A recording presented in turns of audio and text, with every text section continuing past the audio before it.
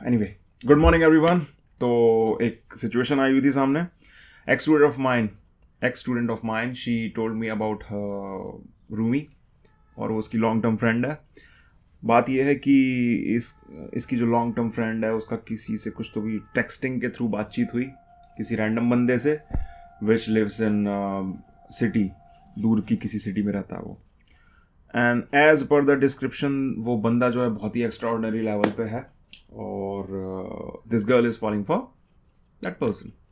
And my x student, she is afraid कि भाई मेरी फ्रेंड पता नहीं कि गलत उसमें तो नहीं जा रही। बात गलत हो सही की नहीं है, पहली बात तो यहाँ पे पॉइंट आउट करने वाली बात बस इतनी सी है कि बहुत ही कॉमन सा एक सिचुएशन है यहाँ पे जो अक्सर देखा जाता है। क्या कि विदाउट नोइंग अ पर्सन और without defining a particular relationship, people start investing their emotional self into a person or a thing or a relation, जो कि है भी नहीं, या है भी तो उसका कोई स्ट्रॉन्ग फाउंडेशन नहीं है।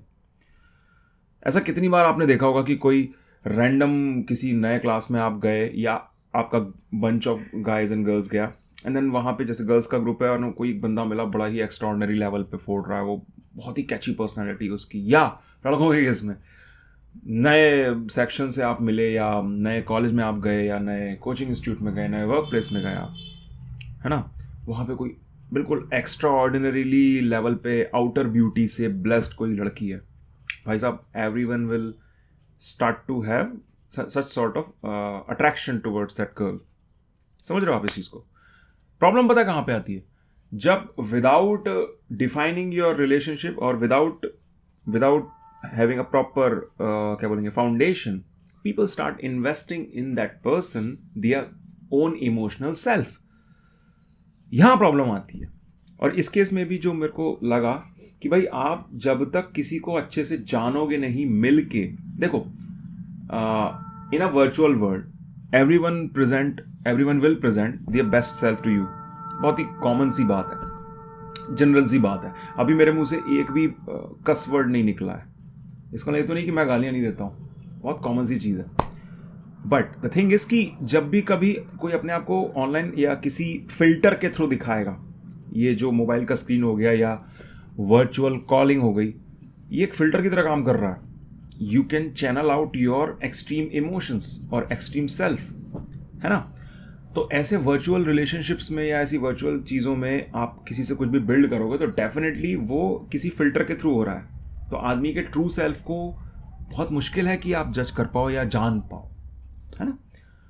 अब ऐसे में होना मतलब क्या चीज़ से अवेयर रहना चाहिए। क्यों मैं ये चीज़ आपको पॉइंट आउट कर रहा हूँ? मैं इसलिए कर रहा हूँ, वाई, बिकॉज वीडियो हो गया लंबा। मैं इसलिए कर रहा हूँ ये क्योंकि you have to be aware about your own emotions first, then obviously emotions किसी के लिए डेवलप होना is not a big deal. Just be aware about these emotions and the person as well. क्या वो डिजर्विंग भी है उन emotions का?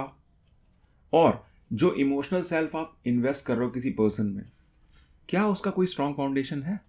हो सकता है कि आप किसी ऑफिस में काम कर रहे हो, या किसी वर्क प्लेस में हो, या किसी स्कूल में हो, इंस्टीट्यूशन में हो, and that person is just your colleague. That person sees you as a colleague, sorry, that person sees you as a coworker. वो उसी सेंस में आपसे बस बातचीत कर रहा है या कर रही है, बट अरे उसने उस दिन हंस दिया था, कुछ तो बात होगी। अरे उसने मुझे पर्सनली आके मतलब है ना दीपावली पे हैप्पी दिवाली विश किया, कुछ तो बात होगी। क्या है ये? कोई स्ट्रॉन्ग पॉइंट, कोई बेस तो है नहीं। तो अब आप यहां से अगर इमोशंस बिल्ड करने लग जाओगे ख्याली पुलावों के चक्कर में, और उसका कोई बेस नहीं है, उसका कोई फाउंडेशन नहीं है, definitely these emotions will pile up. और ये कोई छोटे मोटे इमोशंस नहीं, these are strong emotions of affection. These emotions will pile up, and someday when the foundation will break, भाई definitely you will get a rejection in this way, अगर strong foundation नहीं है तो।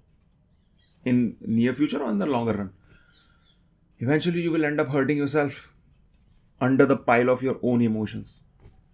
तो भाई किसी भी व्यक्ति में, किसी भी रिलेशनशिप में, या किसी भी तरह के अटैचमेंट या कुछ भी कह लो, उसमें अपने इमोशनल सेल्फ को इन्वेस्ट करने से पहले just be sure about the foundation, be certain about the person and be very certain about your own intentions. Okay, bye.